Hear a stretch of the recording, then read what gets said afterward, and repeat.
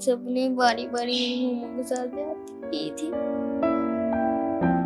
हम पे इल्जाम लगा रहे हैं, इतने झूठे लोग हैं वो। हमारा भाई ऊपर से गायब कर लिया उन लोगों ने। हसन कहता है कि हम आ रहे थे दवाई मन्नत की लेके, तो जंप आया, मामा पीछे की पीछे गिर गई।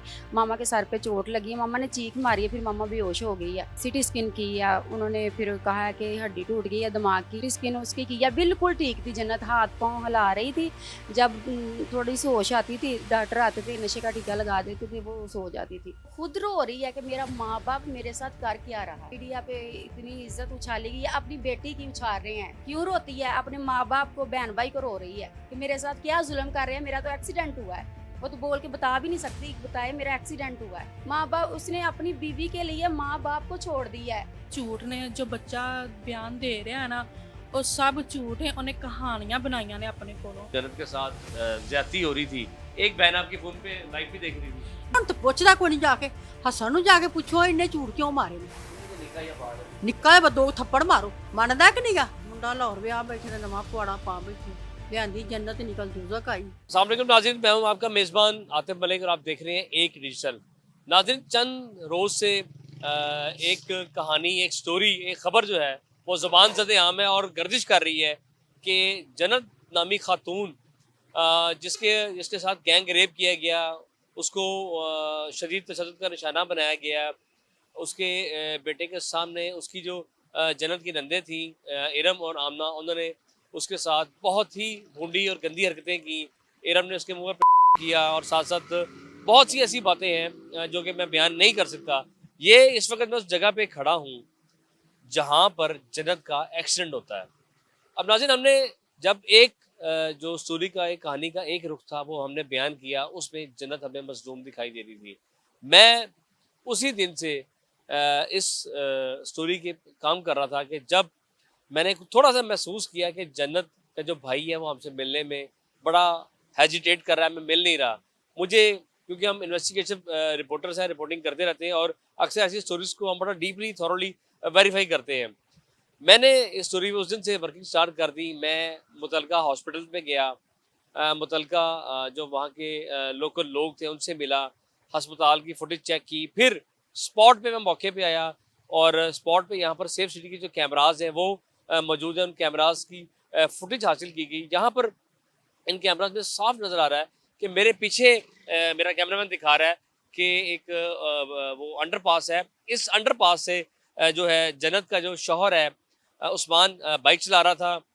आगे जो था वो हसन बैठा हुआ था और जन्नत के हाथ में उसकी बेटी छोटी थी मन्नत। जब वो वहाँ से बड़ी स्पीड से आ रहे थे और मैं इस स्पीड ब्रेकर पे खड़ा हूँ, मेरा कैमरामैन दिखाएगा। इस स्पीड ब्रेकर से बड़ी तेज़ी से मोटरसाइकिल वो जंप करती है, इसको क्रॉस करती है। जैसे ही वो करती है तो थोड़ा सा आगे जाके जन्नत जो है बिल्कुल साथ में जन्नत जो है वो गिर जाती है और उसके सर पे चोट लगती है। उसी टाइम वहाँ पर सामने एक कट है, उस कट पे गाड़ी हैवल जो है वो बताया गया, वो गाड़ी आती है, उसकी लाइट में क्लियर हो जाता है और वो गाड़ी वाला उस वक्त उस उस्मान की मदद करता है और जन्नत को उस गाड़ी में डालकर जो मुतलका हॉस्पिटल है, सिविल हॉस्पिटल, वहाँ पर शिफ्ट कर देता है। कहानी का ये एक दूसरा रुख है जो मैंने आपको बयान किया।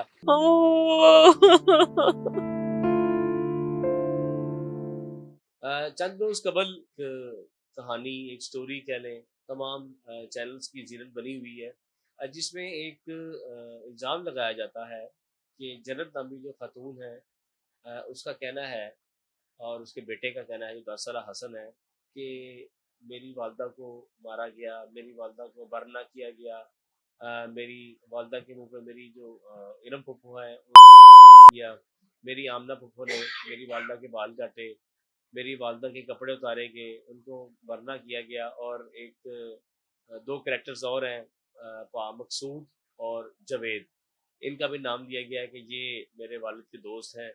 और जो इरम का शौहर है उसने भी मेरी माँ के साथ ज्यादती की। यानी कि ये जो स्टोरी है ये गुज़श्ता दिनों से चल रही है और हम स्टोरी का एक रुख देख रहे थे। मेरी जब उस बच्चे से बात हुई तो मुझे कुछ महसूस हुआ कि ये जो बच्चा है ये इसको ट्रैप किया गया है या इसकी कहानी सिखाई गई है। उस दिन से आज तक मैं स्टोरी की इन्वेस्टिगेशन खुद कर रहा था और मैंने अपनी जो तहकीकाती का जो दायरा था उसको वसी किया। मैंने शेखों पर कुछ दोस्त से उनकी मदद ली। फिर मैं उस हॉस्पिटल में गया, मैंने वहाँ की फुटेजेस ली। फिर मैं उस मोड़ पर भी गया, अभी मैं आपको दिखाऊंगा जहाँ पर ये एक्सीडेंट हुआ, उधर भी गया। फिर तमाम मैंने जो एविडेंसेस थे वो इकट्ठे किए। उसके बाद मैं अब इनके घर आया हूँ। तो वो कहानी हम शुरू करते हैं इरम से, क्योंकि इरम पे बड़ा ही घिनौना और बड़ा ही भयानक, बड़ा ही गंदा इल्ज़ाम है कि कोई भी बहन अपने भाई के आगे ऐसी हरकत नहीं कर सकती। तो मैं इरम बाजी से पूछता हूँ कि क्या मामला है और ये आपका नाम बार बार क्यों लिया जा रहा है? अस्सलाम वालेकुम। वालेकुम अस्सलाम। बाजी ये बताएं कि आपको आपके इल्ज़ाम का तो पता है ना, हाँ जी, पता है मुझे। और जब ये कहानी बताई जा रही थी और एक साइड थी ना, तब तब तस्वीर का एक कहानी का एक रुख था, आज मैं दूसरा रुख भी दिखाऊंगा। जी। तो एक रुख इतना भयानक था कि मैं सोच रहा था कि आज भी ऐसे जालिम, भयानक, दरिंदा सिर्फ लोग होंगे। आप लोग सारे बैठे हैं ना, एफआईआर में सारे मुलजम है आप लोग हाँ सारे। जी। तो तब अक्कासी यही की जा रही थी, आप लोग बड़े ही जालिम है, आपने तो उस बच्ची को मार ही देना है, उसको मार ही दिया है। बात करते हैं कहानी क्या है, खुल के बताया मुझे। हाँ जी, मैं अल्लाह को हाज़िर नाज़िर करके बताऊँगी और सच बताऊँगी, झूठ नहीं मैं बताऊँगी। झूठ बोलने की हमें आदत ही नहीं है। जो उन्होंने इतनी घटिया बातें बोली हैं और झूठ बोला है। सुबह हमारे भाई की कॉल आती है, मुझे हमारा एक्सीडेंट हो गया है। नबीपुर दवाई लेने के लिए गए थे मन्नत की। तो हसन ने बताया, मैंने हसन से पूछा, हाँ हसन क्या हुआ था? हसन ने मुझे खुद ये वाकया सब कुछ जो हुआ है ना बताया हसन ने मुझे। हसन कहता है कि हम आ रहे थे दवाई मन्नत की लेके, तो जंप आया, मामा पीछे की पीछे गिर गई। मामा के सर पे चोट लगी है, मामा ने चीख मारी है, फिर मामा बेहोश हो गई है। तो पापा ने कहा भागो जाके मन्नत को पकड़ो, कोई चीज़ ना ऊपर से गुजर जाए। फिर मन्नत को मैंने पकड़ा है, तो आदमी इकट्ठे हो गए हैं। फिर मामा को पकड़ के गाड़ी में बिठा के तो ले गए हैं, सिविल हॉस्पिटल लेके गए हैं। वहाँ से उन्होंने ना सिटी स्कैन किया। उन्होंने फिर कहा कि हड्डी टूट गई है दिमाग की, आप उसे जनरल हॉस्पिटल ले गए। वहाँ से उसे गाड़ी में लिटाया तो ले गए हैं, जनरल हॉस्पिटल ले गए हैं। फिर हम दूसरे दिन फिर हम जन्नत का पता लेने के लिए गए। सुबह 7 बजे हम तीन, अम्मी और मैं और मेरे साथ जो बहन बैठी हुई है आमना, हम तीनों माएँ बेटी गई हैं आप पता, कौन से हॉस्पिटल गई हैं? जनरल हॉस्पिटल पता करने के लिए गए लाहौर हैं। में? हाँ जी, लाहौर यानी में। रात को उसको जनरल ले गए थे, हाँ इधर जी, से रात सिविल को। हॉस्पिटल से जनरल ले हाँ गए। जी, रात को नहीं हम गए, हम सुबह गए हैं। ठीक है, सारा दिन हम उधर रहे हैं। 4 बजे बाहर निकाला है ऑपरेशन थिएटर से, सिटी स्कैन उसकी किया, बिल्कुल ठीक थी जन्नत, हाथ पाँव हिला रही थी। जब थोड़ी सी होश आती थी, डॉक्टर आते थे, नशे का टीका लगा देते थे, वो सो जाती थी। नहीं, जन्नत जब आप जन्नत को मिलने गए, जन्नत ने आपसे बात की? नहीं, बात नहीं की, हाथ पाँव उसके हिलाती थी जब होश आती थी। ठीक है, दिमाग जो है ना उसका सही नहीं था तब। हम पता किया, हम वापस आ गए। फिर दूसरे दिन हमारे भाई ने कॉल की कि हम मेरी बहुत बेइज्जती कर रहे हैं, मुझे बहुत तंग कर रहे हैं पैसों के लिए, मुझे पैसे दे के जाओ, मेरी मजबूरी है, मुझे पैसे दे के जाओ। फिर मैंने ना किसी से 10,000 उधार लिया, लेके फिर मैं अम्मी दोनों हम गए हैं, उस्मान को 10,000 रुपया दिया हमने।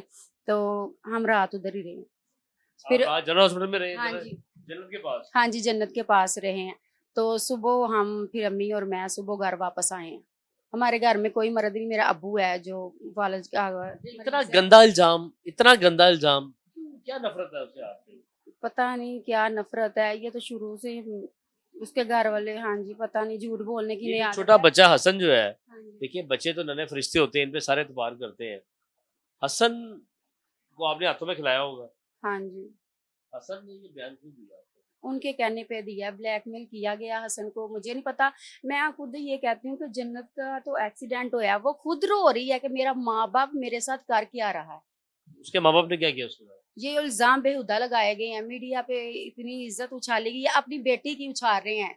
देख रही है, सारा कुछ देख रही है, अपने माँ बाप को देख रही है, वो मेरे साथ कर क्या रहे हैं। इंटरव्यू कोई भी लेने के लिए जाता है ना, उससे पूछता है ना, तो वो रोती है।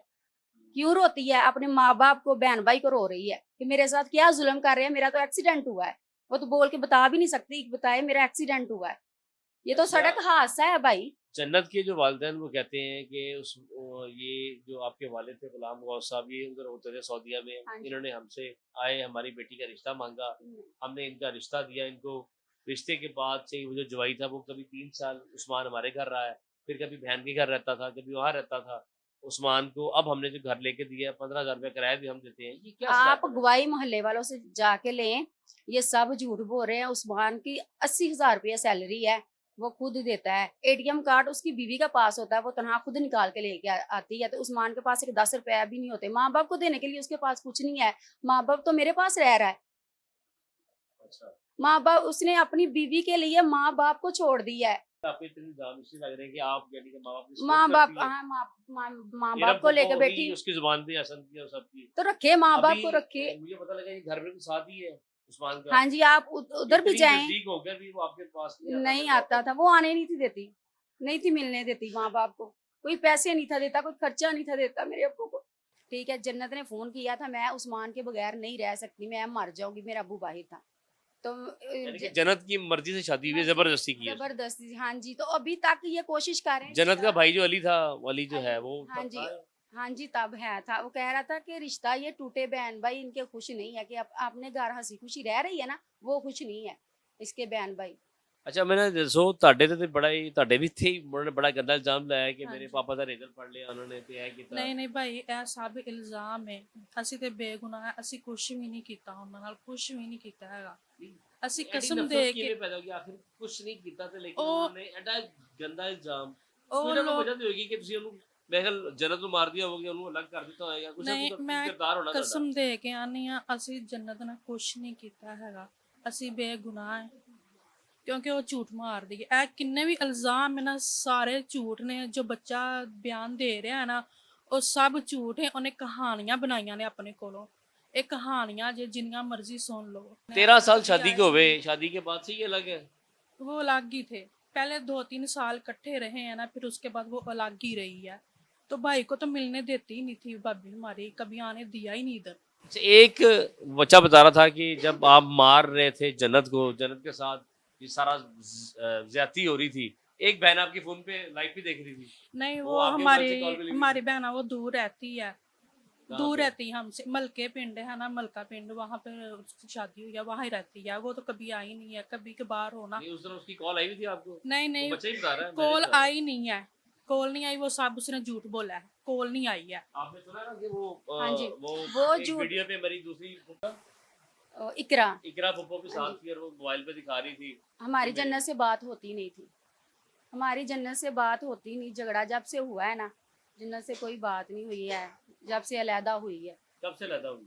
इसे 5 साल हो गए हैं अलहदा रहती ये है। जब शादी हुई थी यही घर था कि आप लोग नहीं नहीं, बैठे ये थे? मेरा घर है।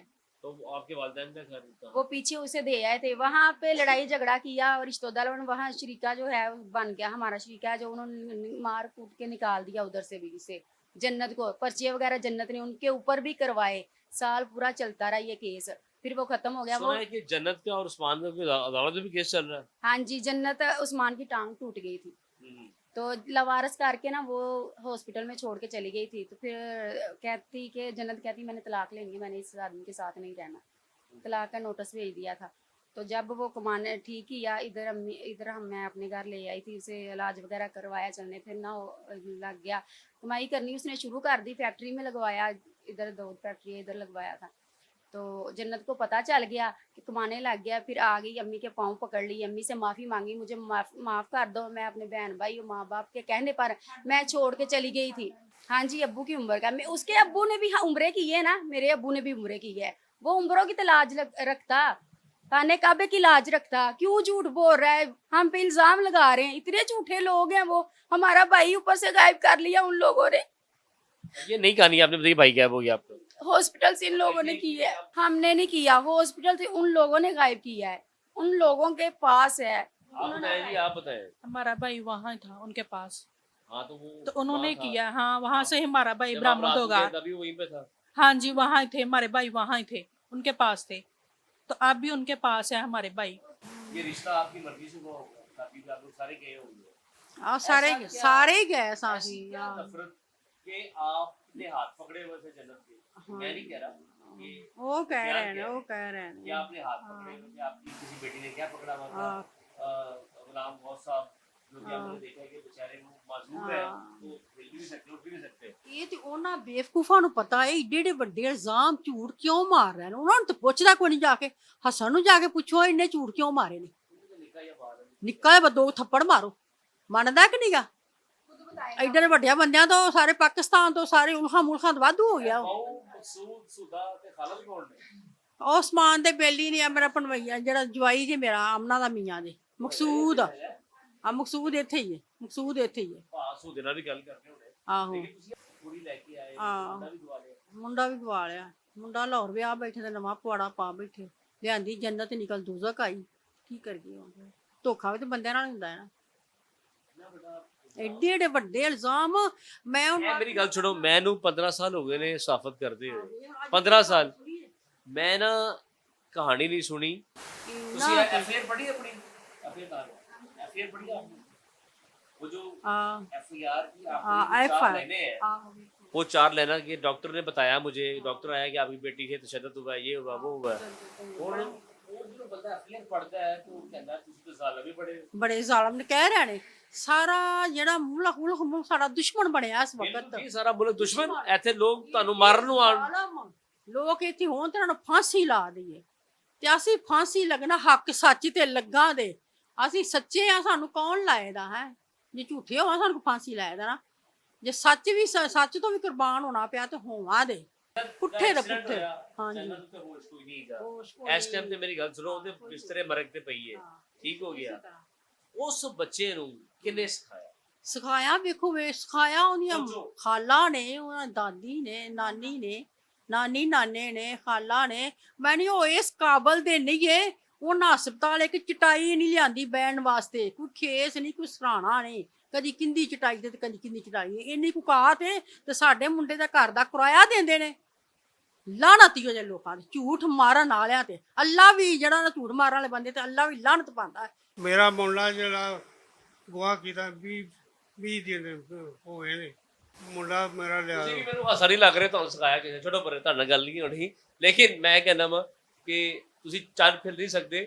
ਤੁਹਾਡੇ ਤੇ ਇਲਜ਼ਾਮ नहीं लगना चाहिए जो सूरत नजर आई है ये कहानी का दूसरा रुख है जो जन्नत की स्टोरी है और जो इनकी कहानी है इन दोनों की कहानी में ज़मीन आसमान का फ़र्क है लेकिन मुझे यहाँ पर ये कहते बड़ा अजीब सा लग रहा है बड़ी शर्म सी आ रही है आखिर ऐसी क्या वजूहत थी उन पर क्या प्रेशर था जन्नत की फैमिली इन लोगों के साथ क्या करना चाहती थी इनको मारना चाहती थी इनको बदनाम करना चाहती थी उस फैमिली ने इन पे इतने इल्ज़ाम लगाए तमाम जो मैंने इन्वेस्टिगेशन की है जो मैं जिस रोड से एक्सीडेंट हुआ जिस हॉस्पिटल में जन्नत एंटर हुई जिस ट्रॉमा सेंटर में गई फिर यहाँ से वो लाहौर गई मैं तमाम अस्पतालों में आज मुझे 2 दिन से मैं फिर रहा हूँ ये जब स्टोरी मैंने देखी है तो एक दफ़ा मैं भी हिल गया हूँ कि जो लोग कह रहे थे जस्टिस फॉर जन्नत तो इन लोगों का क्या कसूर है घरों में नोक-झोंक होती रहती है नंदे भाभियाँ सास बहू की लड़ाई तो आम है ड्रामे भी बन चुके हैं इस पे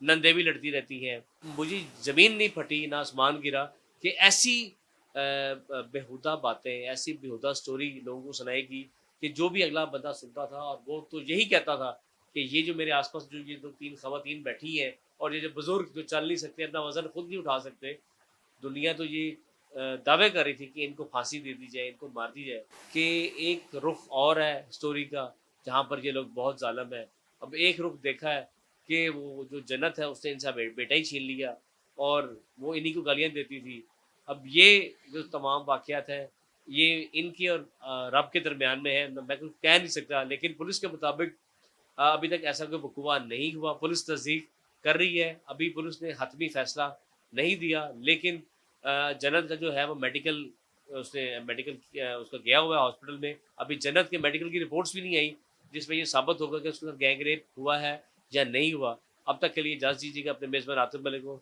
जल्द ही मिलेंगे नई स्टोरी के साथ अल्लाह हाफ़िज़।